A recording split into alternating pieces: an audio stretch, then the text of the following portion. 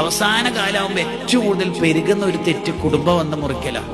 നിങ്ങൾ നോക്കി പല ആൾക്കാരുടെ ലൈഫ് എടുത്ത് നോക്കിയാൽ നാട്ടിൽ ഗംഭീരായിരിക്കും, ഭയങ്കര ദഅവാ പ്രവർത്തനം, ദീനി പ്രവർത്തനം ഒക്കെ തന്നെയായിരിക്കും. പക്ഷെ ഉപ്പാന്റെ ഉമ്മാനോട് അല്ലെങ്കിൽ ഭാര്യ മക്കളോട് അല്ലെങ്കിൽ കുടുംബത്തോട് തെറ്റിയിട്ടുണ്ട് എത്ര ആൾക്കാരുടെ കഥകളാണ് ഉണ്ടാവരുത്.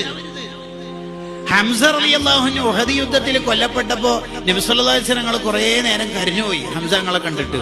ഹംസ റളിയല്ലാഹുവിനോട് പിന്നെന്താ നബി തങ്ങൾ ആ വഫാത്തായി പോയ ഹംസ തങ്ങളോട് എന്താ പറയുന്നറിയാ? ഇന്നക വസൂലല്ലി റഹ്മി, ഹംസത്തോറെ നിങ്ങൾ കുടുംബം എന്താ ചേർക്കുന്ന ആളല്ലേ.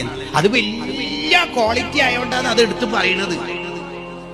അപ്പൊ നമ്മളൊക്കെ മരിച്ചു കഴിഞ്ഞാൽ നമ്മളെ മഹ്മൂദാജി മരിച്ചു. മഹ്മൂദാജിയോ? ഏത് മഹ്മൂദാജി? ആ പള്ളിന്റെ മുമ്പിൽ വീടായ